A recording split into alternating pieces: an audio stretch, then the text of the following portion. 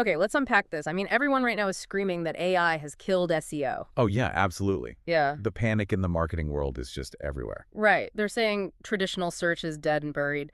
But here's where it gets really interesting, because that's Yeah, completely missing the point. exactly. It's looking at the wrong problem entirely. Yeah. The real battlefield isn't about whether your website ranks anymore. It's about something much, much deeper. Generative AI isn't just a new way to find things. It's more like a digital X-ray machine pointing straight at your brand. I love that analogy Yeah. because we are witnessing a total recalibration of the internet. Oh. The shift is moving away from systems that just locate information towards systems that actively interpret and describe it to the user. And for this deep dive, we are looking at this entire landscape through a highly strategic lens. Specifically, we're exploring the vision of Abderrahime Fikri, who is the head of web strategy at ESCP. Right, and Fikri's core thesis completely reorients how we should think about this. I mean, he argues that in the era of generative AI, brands are no longer just playing for visibility. Visibility is just the baseline now. Exactly.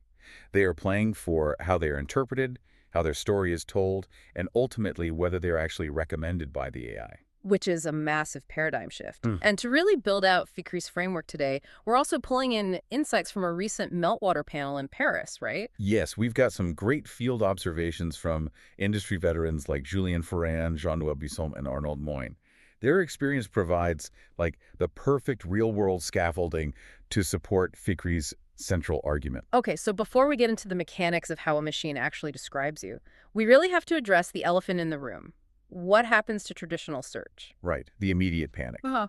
Because people think traditional search is simply evaporating. Yeah, if I read the current marketing blogs, the consensus seems to be that nobody is ever going to use a standard search engine again, like it's just over. But Fikri is adamant that this panic is entirely misplaced. His perspective is that GEO, Generative Engine Optimization, is an evolution of SEO, not a replacement. Wait, so the old rules still apply? Mostly, yes. You have to look under the hood of how large language models actually operate. They don't just magically generate facts out of thin air. They require vast amounts of structured, authoritative data to form their responses. Oh, so if you abandon your SEO foundation, the LM literally has no raw material to crawl to understand your business. Exactly. Google's AI overviews demonstrate this perfectly. When you search for something today, you get that AI-generated paragraph at the top, sure. But right below it, you still have the traditional organic link. And the AI is actually citing those links. Right. It's a hybridization. It's constantly pulling from the traditional search index. Okay, that makes sense. But the way we interact with it is changing, right? Oh, massively. Fikri shares this staggering data point. He notes that somewhere between 65 and 85% of prompts fed into ChatGPT do not resemble traditional search keywords at all. 85%. That is insane. Let's think about what that actually looks like in practice.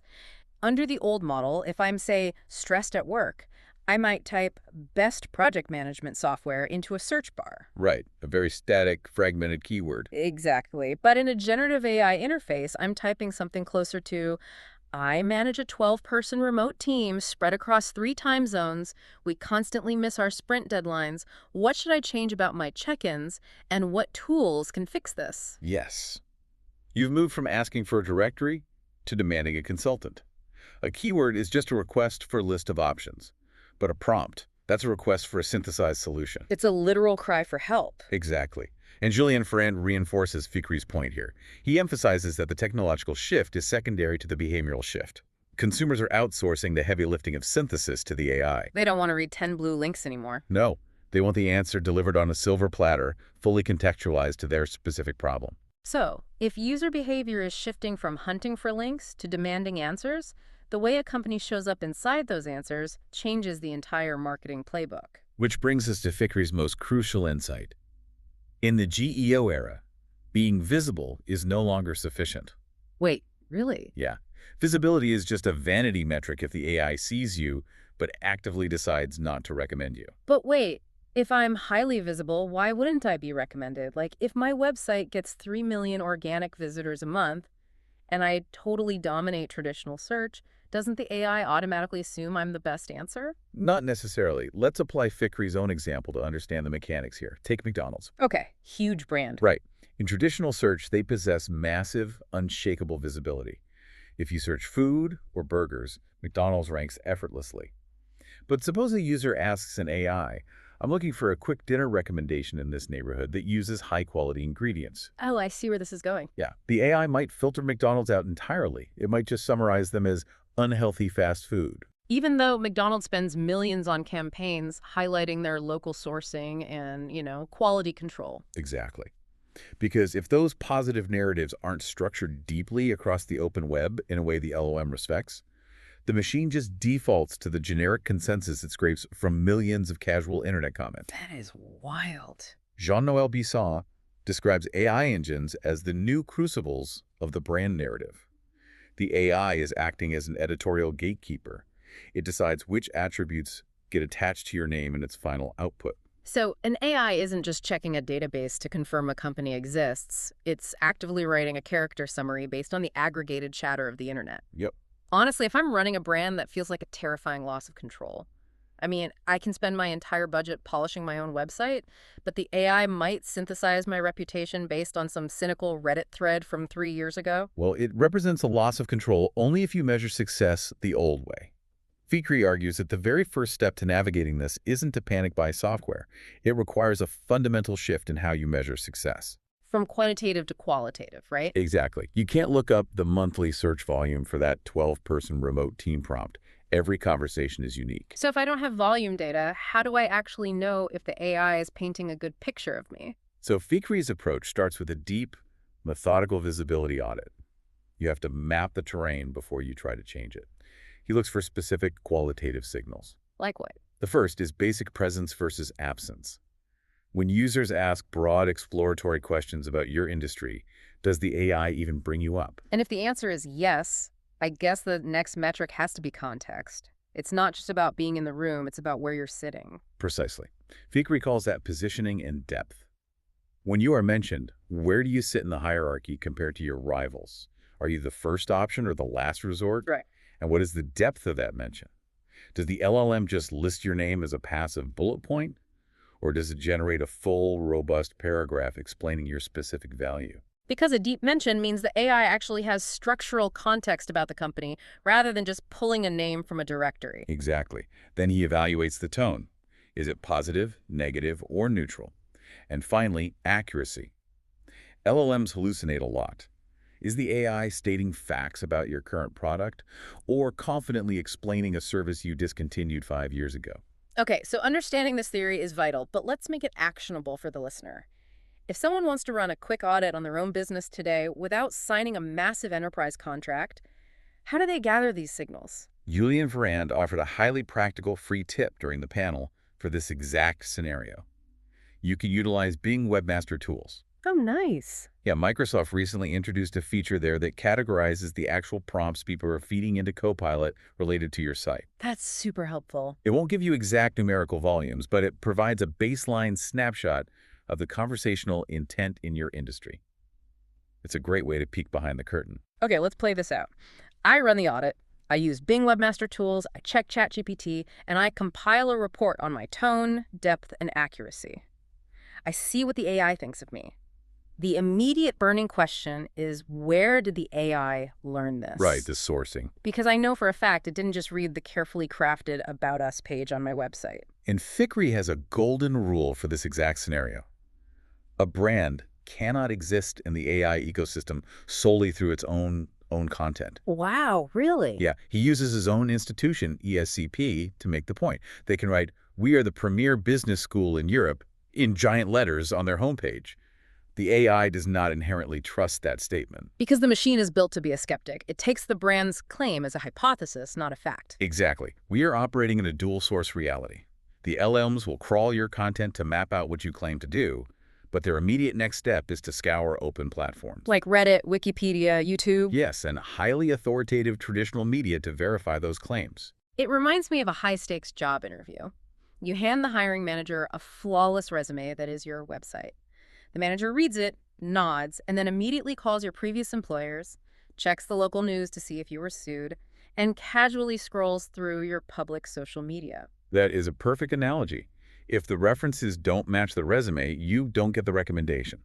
The verification process is rigorous.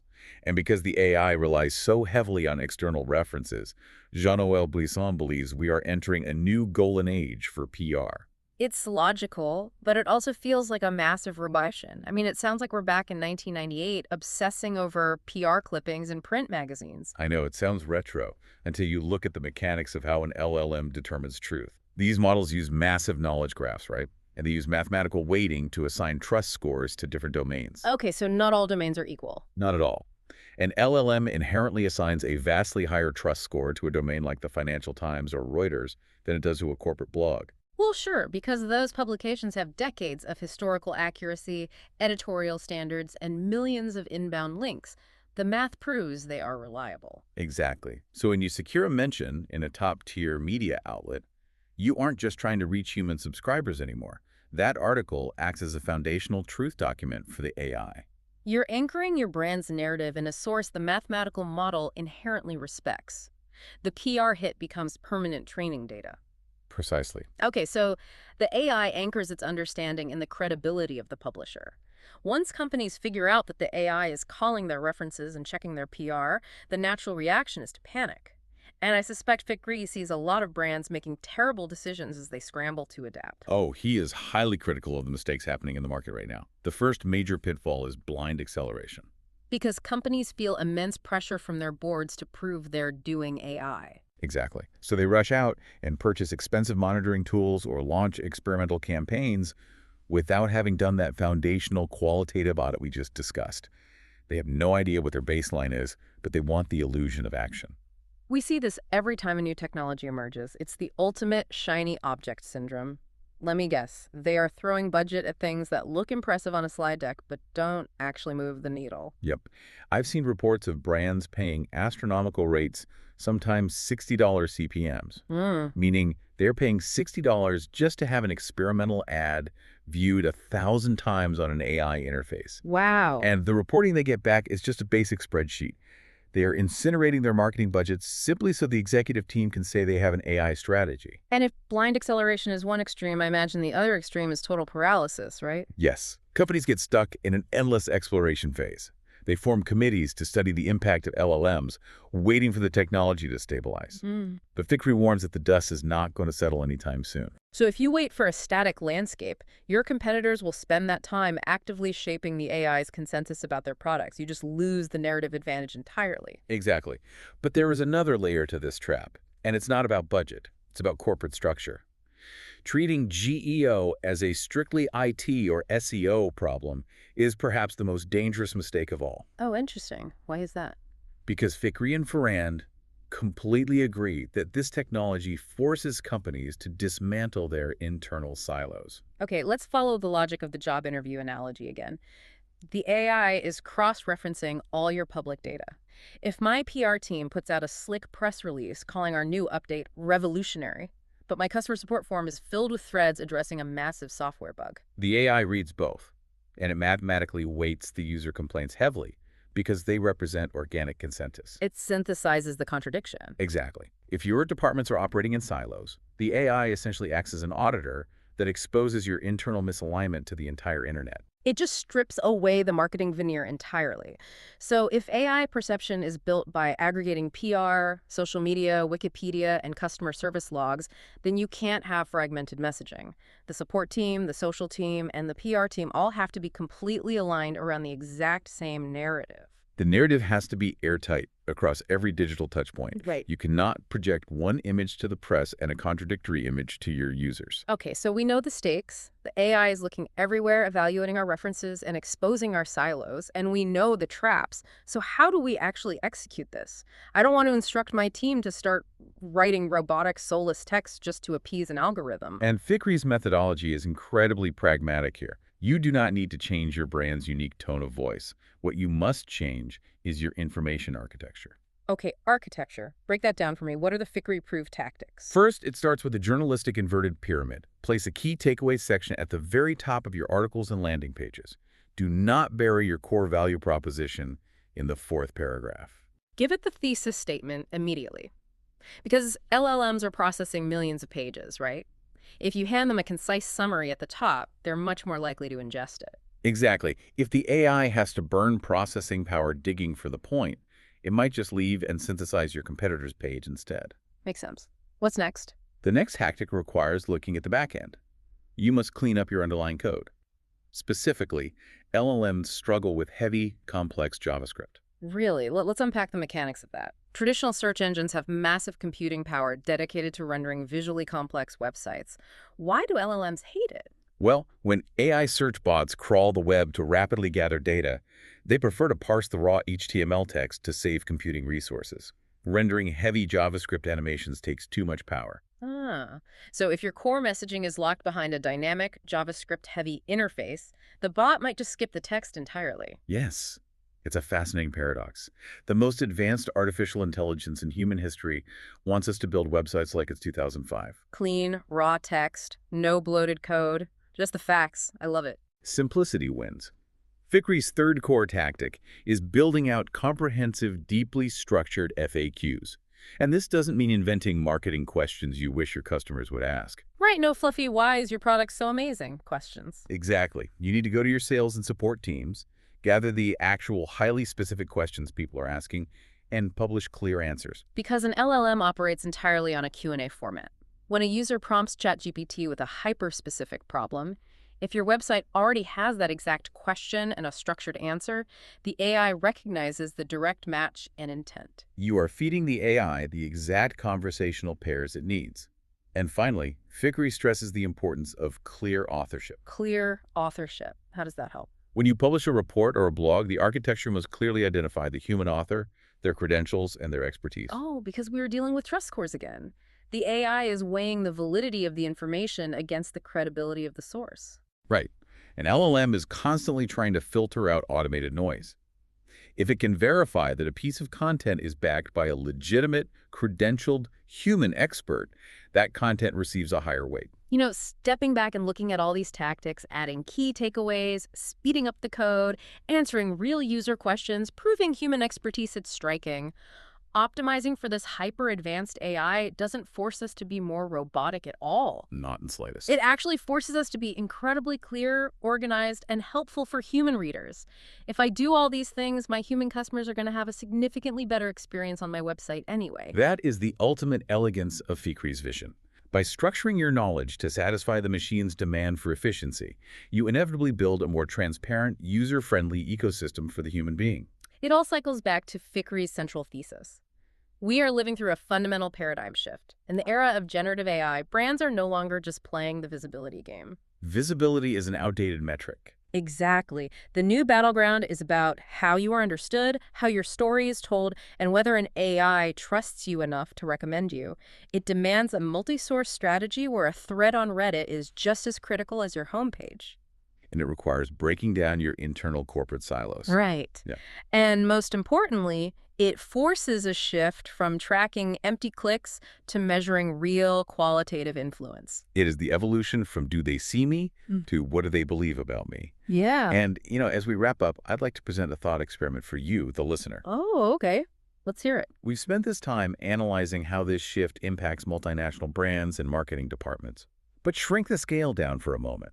Think about your own personal digital footprint. Okay, that is a slightly terrifying pivot. Think about your LinkedIn profile, the comments you've left on industry forums, the casual mentions of your name on open platforms.